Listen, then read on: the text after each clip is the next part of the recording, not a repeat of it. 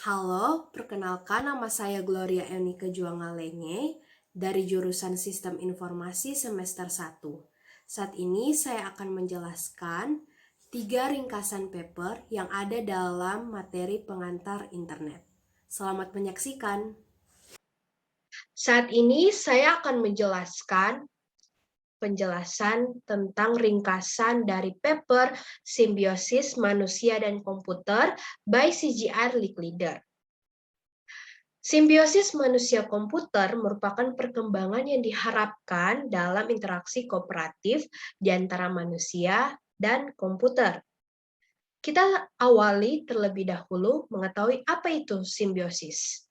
Simbiosis adalah hidup bersama dalam asosiasi yang intim atau bahkan persatuan yang erat dari dua organisme yang berbeda.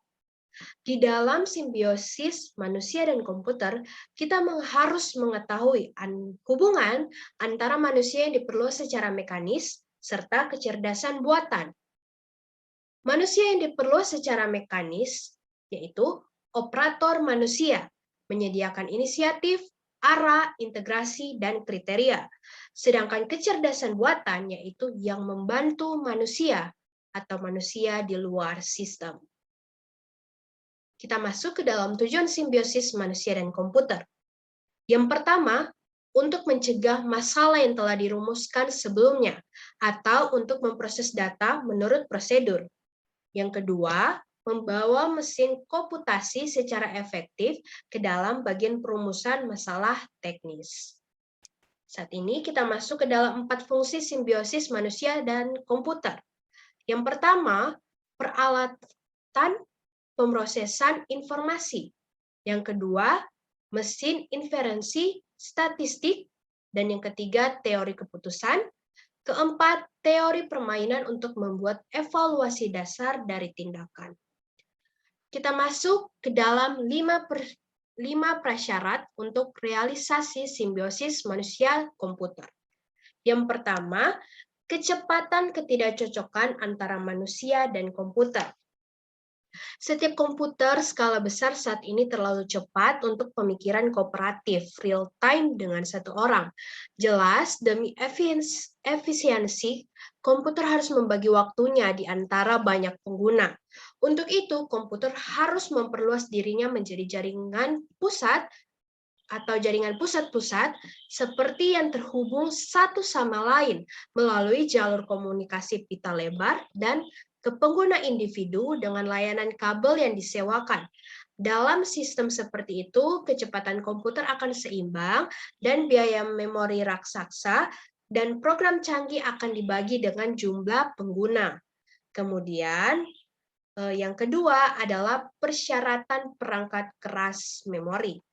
Ada 2 hal yang harus diperhatikan. Yang pertama, kita tidak akan menyimpan semua makalah teknis dan ilmiah dalam memori komputer. Artinya, komputer harus mempercepat pencarian dan pengiriman. Dan kedua, bagian yang sangat penting dari memori akan permanen. Sebagian memori tidak akan terhapuskan dan sebagian memori yang diterbitkan. Ini memerlukan teknik utama yang menyangkut sirkuit seleksi. Yang ketiga adalah persyaratan organisasi memori. Tersirat dalam gagasan simbiosis manusia-komputer adalah persyaratan bahwa informasi dapat diambil kembali baik dengan nama dan pola yang dapat diakses melalui prosedur yang jauh lebih cepat daripada pencarian serial. Kemudian yang keempat adalah masalah bahasa. Nah, perbedaan mendasar antara bahasa manusia serta bahasa komputer mungkin merupakan hambatan yang paling serius bagi simbiosis manusia dan komputer.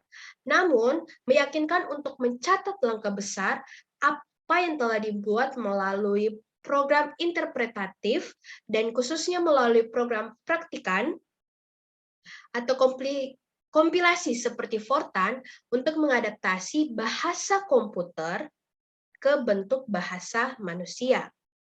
Dan yang terakhir adalah peralatan input dan output. Nah, Departemen Pemrosesan Data yang tampaknya paling tidak maju sejauh menyangkut persyaratan simbiosis antara manusia dan komputer adalah departemen yang menangani peralatan input dan output, atau seperti yang dilihat dari sudut pandang operator manusia, yaitu tampilan dan juga kontrol. Baiklah, saat ini saya akan menjelaskan tentang ringkasan dari paper yang berjudul Kelangsungan Hidup Jaringan Komunikasi by Paul Baran. Dalam hal ini, kelangsungan hidup jaringan komunikasi dalam kasus serangan musuh. Membandingkan keandalan konsep jaringan komunikasi antara jaringan komunikasi terdistribusi dan jaringan komunikasi terpusat atau sistem hierarkik dalam terhadap serangan musuh pada masing-masing node atau link atau keduanya.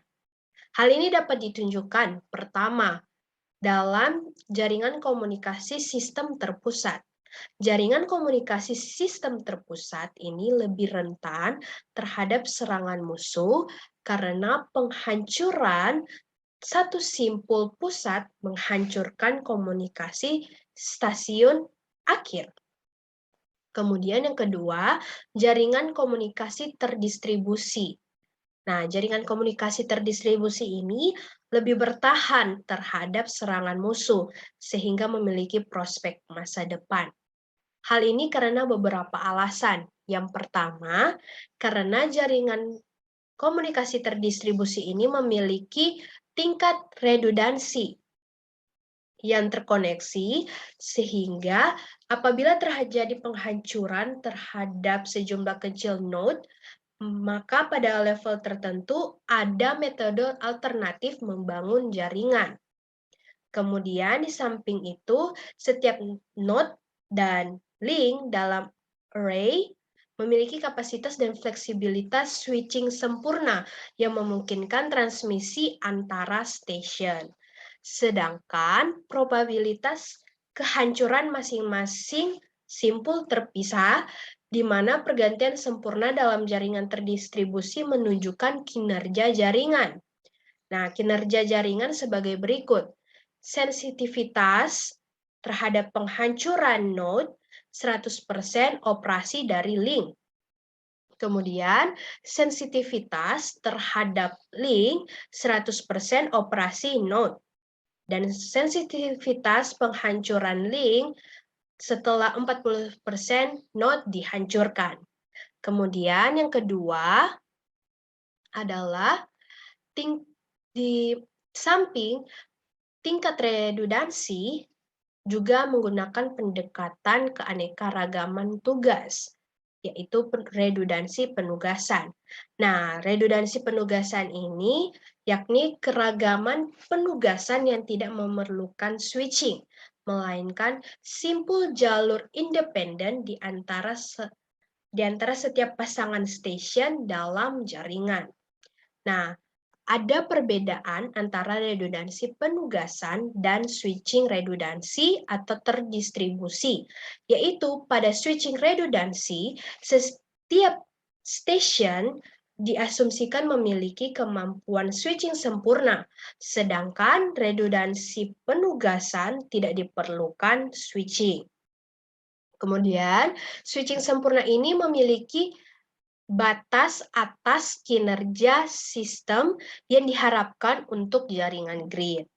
Kemudian ada pengembangan dari prospek masa depan ini, seperti tautan komunikasi biaya rendah, yaitu ada repeater line, ada microwave mini coast, stasiun TV, serta satelit. Kemudian ada tautan kecepatan data, ada penggunaan kecepatan data, serta pengguna umum seperti blok pesan, switching, analogi tukang pos, doktrin perutean, heuristik kentang panas, kemudian pembelajaran sempurna, tabel nomor serah terima, serta simulasi digital. Baiklah, pada saat ini saya akan menjelaskan tentang paper yang ketiga atau ringkasan paper yang ketiga, yaitu Protokol untuk interkomunikasi jaringan paket by Vinton Cerf dan Robert Kahn.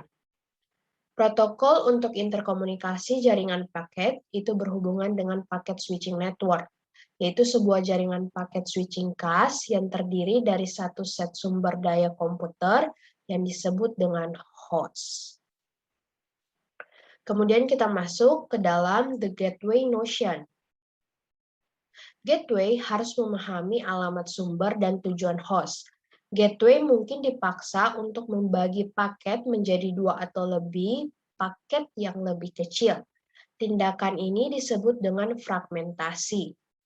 Kemudian, gateway tidak boleh melakukan penyederhanaan tugas dari tujuan host untuk mengambil keuntungan dari ukuran paket yang lebih besar.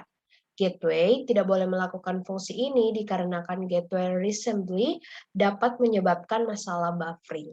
Kemudian ada komunikasi tingkat proses. Dalam komunikasi tingkat proses ini, dia tidak terbatas, tetapi memiliki panjang yang terbatas.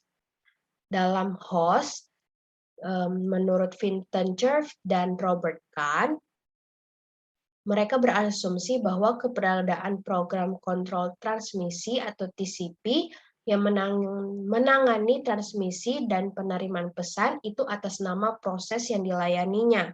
Kemudian ada address format atau format alamat yang merupakan masalah antara jaringan. Dikarenakan alamat jaringan lokal TCP mungkin sangat bervariasi dalam format dan ukuran. Ruang alamat TCP internal world yang seragam dipahami oleh masing-masing gateway dan TCP. Sangat penting untuk perutuhan dan pengiriman paket internet world. Kemudian ada TCP addressing. TCP terkait erat dalam masa perutuhan. Karena host dan gateway harus memiliki tujuan yang sesuai. Host atau gateway untuk paket internet world keluar.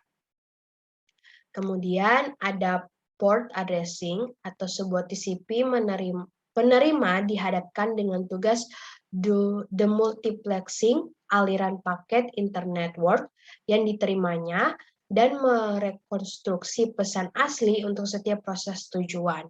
Setiap sistem operasi memiliki sarana internal sendiri untuk mengidentifikasi proses dan port. Kemudian ada segment and packet format. Teman-teman bisa melihat dalam gambar ini adalah sebuah pembuatan segmen dan paket dari pesan. Dan di bawah sini ada format segmen atau header process dan teks. Kemudian kita masuk dalam reassembly and sequencing, yaitu rekonstruksi pesan di TCP. Penerima jelas membutuhkan setiap paket internet world untuk membawa nomor urut yang unik untuk aliran pesan port tujuan tertentu. Kemudian ada retransmission and duplicate detection. Nah, tidak ada transmisi yang dapat diandalkan 100%. TCP mentransmisikan paket dan menunggu balasan atau pengakuan yang dibawa dalam aliran paket terbalik. Kemudian ada flow control, yaitu mekanisme kontrol aliran ini sangat kuat dan fleksibel dan tidak mengalami masalah sinkronisasi yang mungkin dihadapi oleh skema alokasi buffer tambahan. Kemudian ada TCP input atau output handling. Nah, TCP memiliki komponen yang menangani input atau output ke dan dari jaringan. Ketika sebuah paket telah tiba, itu memvalidasi alamat dan menempatkan paket pada antrian. Kumpulan buffer dapat diatur untuk menangani kedatangan. Dan jika semua buffer yang tersedia habis, kedatangan berikutnya dapat dibuang karena paket yang tidak diakui akan ditransmisikan ulang. Kemudian ada port addressing, yaitu untuk mengirim pesan, sebuah proses mengatur teksnya jadi wilayah buffer di ruang alamatnya sendiri, kemudian memasukkan informasi kontrol yang diperlukan di blok kontrol transmisi atau TCB, dan melewati kontrol ke TCP-nya. Kemudian ada connection and association. Sebagian besar pemikiran tentang komunikasi proses ke proses dalam jaringan paket switch telah dipengaruhi oleh sistem telepon yang ada di mana-mana. Dan yang terakhir ada connection free protocol with association. Nah, pemrosesan pesan atau pemroses pesan antarmuka atau AMP tidak harus membuka dan menutup koneksi dari sumber ke tujuan.